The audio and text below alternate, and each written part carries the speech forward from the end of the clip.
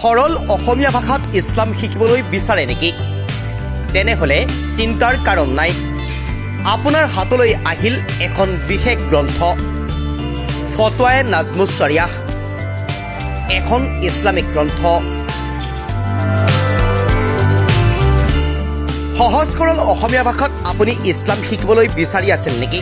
যদিহে আপুনি বিচাৰি আছিল তেনেহ'লে আপোনাৰ বাবে আছে এটা ভাল খবৰ।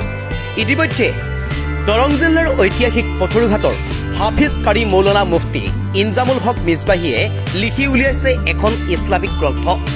সম্পূৰ্ণ ইছলামিক ৰীতি নীতিৰে পৰিপূৰ্ণ দলিল ভিত্তিক 708 পৃষ্ঠাৰ এখন গ্ৰন্থ। এই গ্ৰন্থখন ইতিমধ্যে কালিৰ দিনটোত মুকলি কৰিছে ৰাইজৰ বাবে। গ্ৰন্থখনৰ নাম ৰাখিছে ফতৱায়ে নাজমুছ শৰিয়াহ। প্ৰথম খণ্ড ৬৬ সংখ্যক পথৰুঘাট আঞ্চলিক মিলাদে মাহফিলৰ প্ৰাক মুহূৰ্তত উন্মোচন কৰিছে সমগ্ৰ ৰাজ্যৰ বাবে।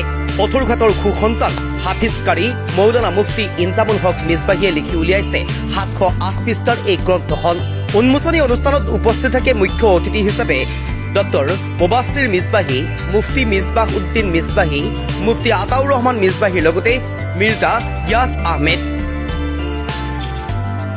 ইতিমধ্যে গ্ৰন্থখনৰ লেখক মুফতি ইনজামুল হকে কোৱা অনুসৰি এই গ্ৰন্থখন প্ৰথমখন গ্ৰন্থ যিয়ে দলিল ভিত্তিক ফতোৱা ৰাইজৰ মাজলৈ আগবঢ়াব। সকলো দিশকে সাঙুৰি লৈ এখন সুন্দৰ গ্ৰন্থ নিজ হাতেৰে লিখি উলিয়াবলৈ সক্ষম হৈছে দৰং জিলাৰ পথৰুঘাটৰ সুসন্তান হাফিজ কাৰী মৌলানা মুফতি ইনজামুল হক মিছবাহীয়ে। উল্লেখযোগ্য যে পৰ্যায়ক্ৰমে খণ্ড খণ্ডকৈ এই কিতাপখন উলিয়াবলৈ চেষ্টা কৰাৰ কথাও উল্লেখ কৰিলে লিখকগৰাকীয়ে। প্ৰতিগৰাকী ব্যক্তিক এই কিতাপখন পঢ়ি অধিক তথ্য আহৰণৰ বাবে আহ্বান জনালে ইনজামুল হকে। যোগাযোগ কৰক 8638731917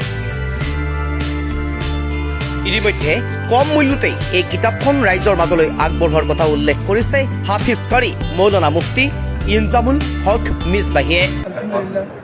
এখন অসমীয়া ভাষাত খুব সুন্দৰকৈ এজন মুছলমানৰ দৈনন্দিন কৰণীয় যিখিনি আছে, আমাৰ প্ৰয়োজন সাধাৰণতে যিখিনি আমাৰ প্ৰয়োজন বোধ কৰোঁ আমি এজন সাধাৰণ মুছলমানৰ কাৰণে, সেইখিনি কথা মই সমাজত দেখিছোঁ।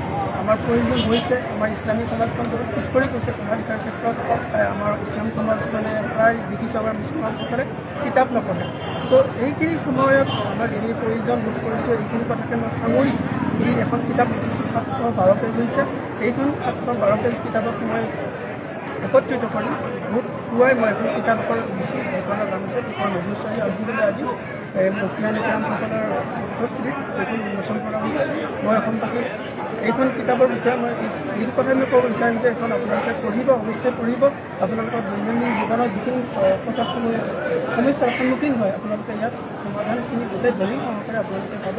ইনশাআল্লাহ মই আশা কৰিম আমাৰ মুছলমান সমাজে আমাৰ এই কিতাপখনক আগবাঢ়িব। যুৱ প্ৰজন্মক কি আহ্বান জনাব? যুৱ প্ৰজন্ম বিশেষকৈ আমাৰ ছ'চিয়েল মিডিয়াত যিহেতু ফেচবুক বা গুগল আদিত আমাৰ ইছলামী যিখিনি আমাৰ সমস্যা হয় বা শৰীয়তৰ যিখিনি আমাৰ জানিবলগীয়া হয় তেওঁলোকে ছ'চিয়েল মিডিয়াত বিচাৰে। মই তেওঁলোকক ক'ব বিচাৰিম ছ'চিয়েল মিডিয়াত বিভিন্ন ধৰণৰ কথা আপোনালোকে পাব, কিন্তু তাত তথ্য সহকাৰে নাপাব বা বিভিন্ন ধৰণৰ আজিকালি ওলাইছে পথভ্ৰষ্ট লোক ওলাইছে, তেওঁলোকে যিখিনি লিখে সেইখিনি পাব, কিন্তু দলিল নাপায় বা তথ্য গ্ৰহণযোগ্য তথ্য নাপায়। ইয়াত মই আলহামদুলিল্লাহ কোৰাণ আৰু হাদিছ বা গ্ৰহণযোগ্য কিতাপৰ আলোকত মই গোটেইখিনি কথা সন্নিৱিষ্ট কৰিছোঁ। এয়া আমাৰ প্ৰথম পৰ্যায়, প্ৰথম খণ্ড। ইনশাআল্লাহ ইয়াৰ পাৰ্ট বাই পাৰ্ট আহিব। আমাৰ কোৰাণৰ তৰ্জমা চলি আছে, আলহামদুলিল্লাহ তাৰ 50% আমাৰ কোৰাণৰ তৰ্জমা বা অনুবাদ কৰা হৈছে। ইয়াৰ উপৰিও বুখাৰী, মুছলিম এইসমূহ গ্ৰন্থৰ হাদিছৰ গ্ৰন্থৰো আমাৰ অনুবাদ কৰাৰ প্ৰচেষ্টা চলি আছে। ইতিমধ্যে কিছু কাম হৈছে।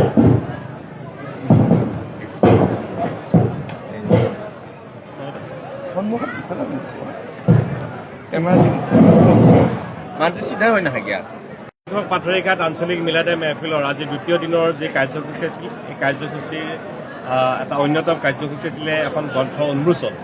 এই গ্ৰন্থখন হৈছে এখন ইছলামিক ধৰ্মীয় গ্ৰন্থ।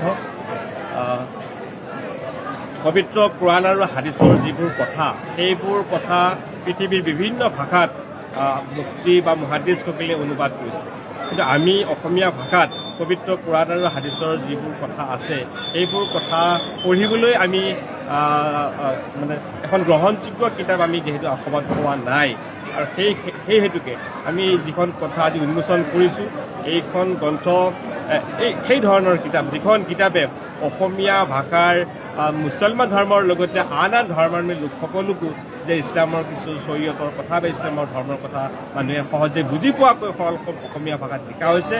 গতিকে ই এখন অতিকে অসমৰ মুছলমান সমাজৰ কাৰণে ই এখন অতি ভাল গ্ৰন্থ হ'ব। এই প্ৰত্যেকজন অসমীয়া মুছলমানে এই অসমীয়া ভাষাত পঢ়িব পৰাকৈ এখন গ্ৰন্থ। আৰু মই ভাবোঁ, আৰু আমি আজি এই পাথৰিঘাট আঞ্চলিক মিলাদে মেহফিল উদযাপন সমিতিৰ আমি উদযাপন সমিতিয়ে লিখকৰ অনুমোদন ক্ৰমে আমি প্ৰায় সহস্ৰাধিক লোকৰ উপস্থিতিত আমি এই গ্ৰন্থখন উন্মোচন কৰিলোঁ। আৰু উন্মোচন কৰিলে অসমৰ প্ৰখ্যাত ইছলামিক পণ্ডিত ডক্টৰ মুবাছিৰ মিজবাহী চাহেব, মুফতি আটোৱাৰ ৰহমান চাহেব, অসমৰ এগৰাকী জ্যেষ্ঠ চিকিৎসক সৈয়দ আতিকুৰ ৰহমান চাহেব আৰু আইনজ্ঞ মিৰ্জা আহমেদ চাহেবে উন্মোচন কৰিলে। আৰু গ্ৰন্থৰ প্ৰতি মানুহৰ যিটো প্ৰেম, সেই কথা তেখেতে ক'লে, মানুহৰ ওপৰত গ্ৰন্থৰ ওপৰত সজাগতা আনিলে। গতিকে আমি ভাবিছোঁ যে যিখন গ্ৰন্থ আজি প্ৰকাশ হ'ল, সেই গ্ৰন্থখন প্ৰত্যেকজন মানুহে আঁকোৱালি ল'ব। আৰু আঁকোৱালি লোৱাই নহয় যে তেওঁলোকে এই গ্ৰন্থখন পঢ়ি এখন শৃংখলাবদ্ধ ইছলামিক সমাজ গঢ়াৰ কাৰণে ভাল পদক্ষেপ গ্ৰহণ কৰিব। নিউজ ডেস্ক, প্ৰতিদিন লাইভ।